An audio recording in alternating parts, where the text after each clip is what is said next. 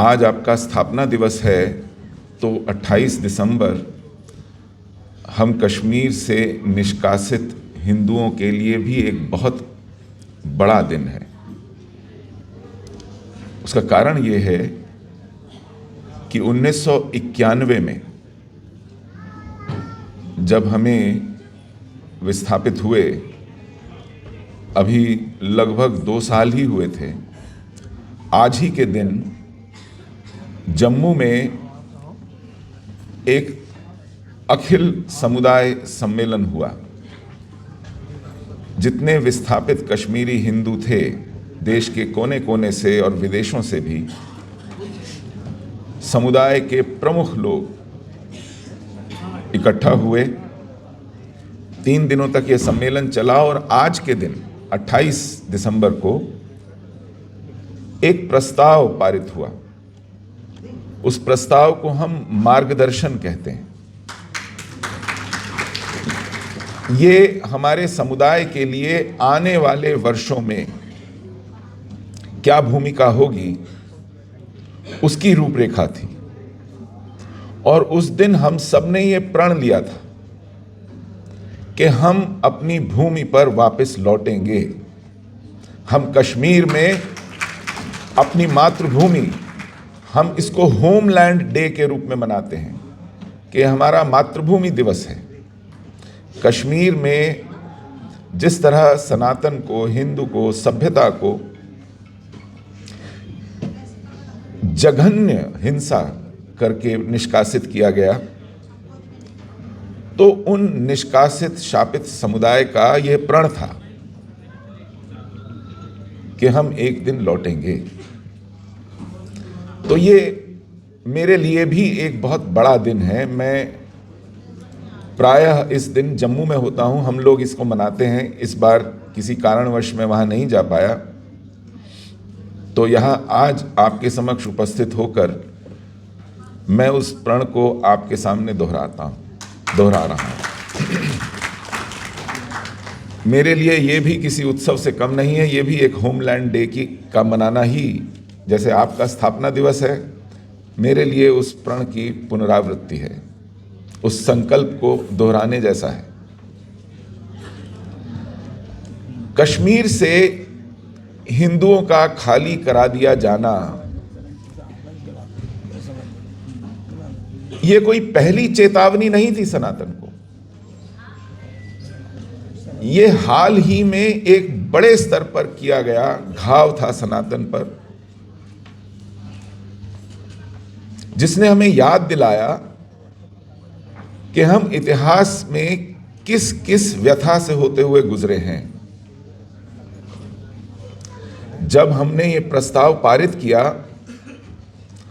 तो कुछ लोगों ने हमें ये याद दिलाया, और ये बड़ा कटु सत्य है, ये बहुत पीड़ादायक सत्य है। हमारे समक्ष हमारे अग्रज प्रोफेसर कपिल कुमार जी हैं, इतिहास के बहुत अच्छे विद्वान हैं। ये बताएंगे, ये पुष्टि करेंगे इस बात की कि आज तक जिस भूमि से हिंदू को खदेड़ा गया है पिछले 1000-1200 सालों में, वहां हिंदू लौट नहीं पाया है। ये कुछ दशकों का, शताब्दियों का नहीं, एक सहस्राब्दी का इतिहास है। इसे समझ लीजिए। एक सभ्यता के रूप में, एक संस्कृति के रूप में, एक समुदाय के रूप में, एक आस्था के रूप में हम अपनी सीमाओं का संकुचन होते हुए देख रहे हैं निरंतर। कश्मीर केवल उसमें एक हाल का पड़ाव है। आपको यह याद दिलाने के लिए कि यह प्रक्रिया भी जारी है। लोग इस भ्रम में थे, आज भी हैं, क्योंकि यही हमें पढ़ाया जाता है कि हम पर जो संकट आए, हम पर जो कष्ट आए, हमारा जो संहार हुआ, वो इस कारण हुआ कि भारत में छोटे छोटे राज्य थे, छोटे छोटे राजा थे, उनकी छोटी छोटी सेनाएं थीं, वो आपस में लड़ते थे। उनमें ऐक्य नहीं था, उनमें राष्ट्रबोध नहीं था, उनमें संकट बोध नहीं था, उनमें शत्रुबोध नहीं था। मिल जाते थे शत्रुओं के साथ अपने आपसी झगड़े निपटाने के लिए। यही बताया जाता है, यही हमने भी पढ़ा है। तो जिस कश्मीर से हमने महमूद गजनी लगभग 1000 साल पहले अफगानिस्तान से भारत आना शुरू हुआ था,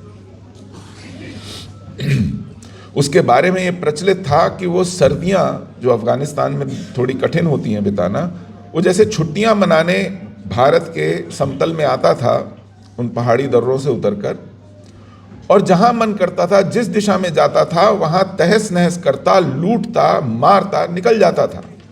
और लौटते वक्त सैकड़ों हाथियों पर लूट का सामान लाद के ले जाता था। यहां से हृष्ट पुष्ट पुरुषों को, अच्छे हस्तशिल्प दस्तकारों को और हमारी बेटियों बहनों को बांधकर दास बनाकर ले जाता था मध्य एशिया की मंडियों में बेचने के लिए। यह इतिहास हमने पढ़ा है। मध्य एशिया में एक जाति है आज भी, जो अब पूर्वी यूरोप और बाकी के यूरोप में फैल गई है। उन्हें जिप्सीज कहते हैं, उन्हें रोमा कहते हैं। वो अपने आप को भारतीय मूल का मानते हैं। उनकी भाषा में, उनकी वेशभूषा में, उनकी आस्था में आज भी भारत बसता है, उनके नैन नक्श में, शक्ल सूरत में। ये उन्हीं दासों के वंशज हैं जो आज मध्य एशिया और पूर्वी यूरोप में भटक रहे हैं, एक समुदाय के रूप में, बुरी हालत में।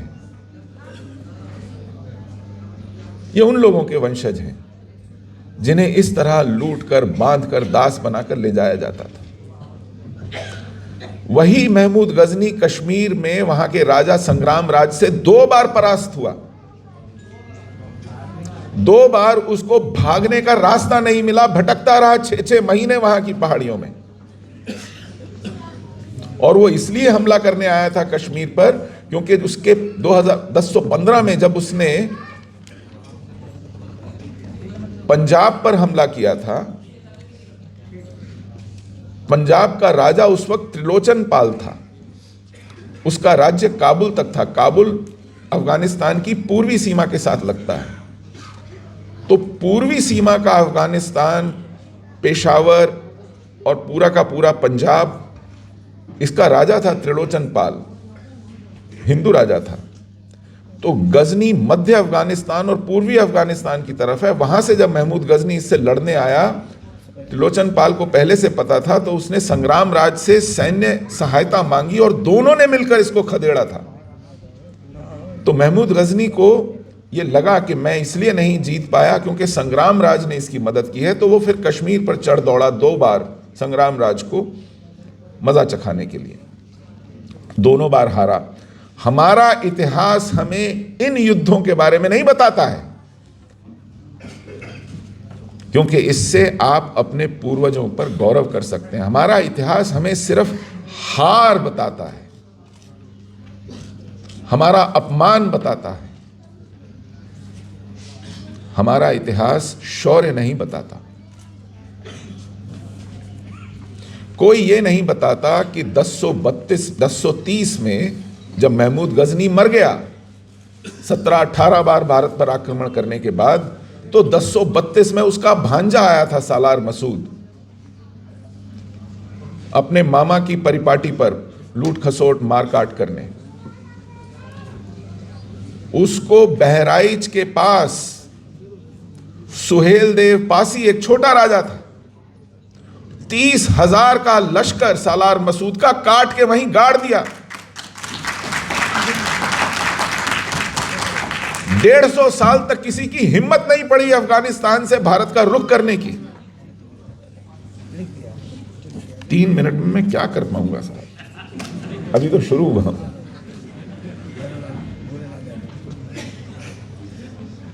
उस सुहेलदेव पासी के बारे में किसी को पता नहीं था, लेकिन आज बहराइच के रेलवे स्टेशन का नाम सालार मसूद के नाम पर है। यह शर्म की बात है। इस पर ताली मत बजाइए।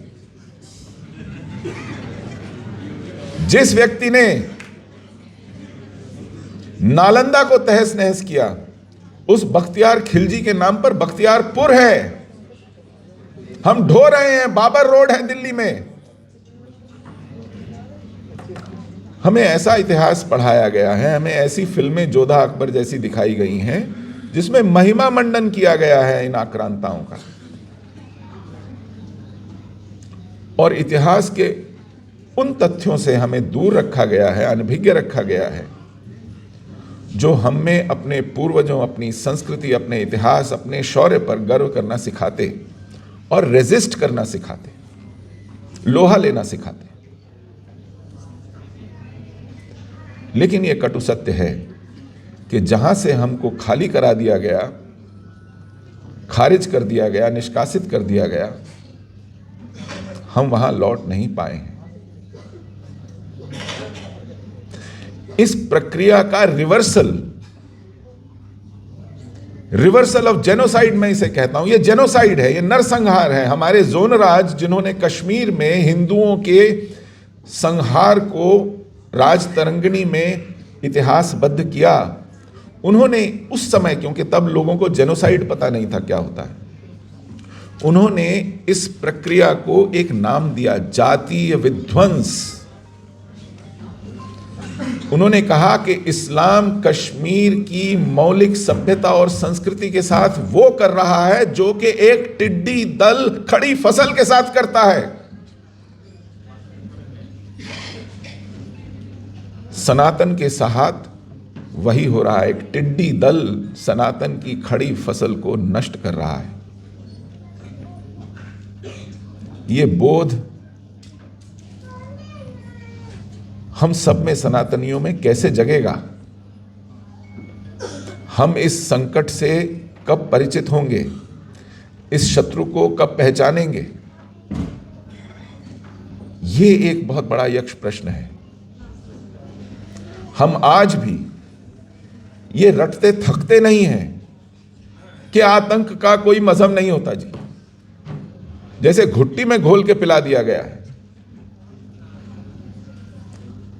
तो कश्मीर में हम कहते थे अगर मजहब नहीं होता है तो जिस आतंकी को आप एनकाउंटर में भून के गिरा देते हो, उसको मिट्टी का तेल छिड़क के आग लगा दो ना। उसका क्यों नमाज़े जनाजा होता है? उसका क्यों कफन दफन होता है? लेकिन कश्मीर में यह परंपरा चली। महबूबा मुफ्ती की सरकार ने उनके शव, बुरहान वानी का शव दे दिया गया, जाइए इस पर मातम कीजिए। 30 दिन तक कश्मीर जला, 100 से ज्यादा लोग मारे गए, 36 थाने फूंक दिए गए। पुलिस वाले वर्दी पहनने को राजी नहीं थे। अपने जेब में काउंटरफीट, नकली आईडी कार्ड लेके घूमते थे कि मैं सिंचाई विभाग से हूं, मैं स्कूल में पढ़ाता हूं, मैं कुछ और हूं, मैं पुलिस वाला नहीं। यह स्थिति हो गई थी। हम इस पर कुछ करने को राजी क्यों नहीं है? हम इस पर नकेल क्यों नहीं कसते? और कितने जनादेश होंगे? एक समय था जब हम लोग इस बात पर मातम करते थे कि हिंदू में राजनीतिक समझ नहीं है जी, वो बटा हुआ है जी, जातियों में बिखरा हुआ है जी, उसको कब होश आएगा जी, वो पूर्ण बहुमत की सरकार कब देगा जी? देता है तो बैसाखियों पर चलती हुई लंगड़ी लूली सरकार देता है जी। इस देश के हिंदू ने 3-3 बार जनादेश देकर, सशक्त जनादेश देकर यह जतला दिया है कि हमने अपना काम कर दिया है। अब आप ये बहाना बनाने लायक नहीं रहे हैं कि अवसर नहीं था, सत्ता नहीं थी, पूर्ण बहुमत नहीं था। अब सब कुछ है, सब कुछ है, पर मेरे पास और समय नहीं है। आपने बहुत धैर्य से सुना, बहुत बहुत आभार।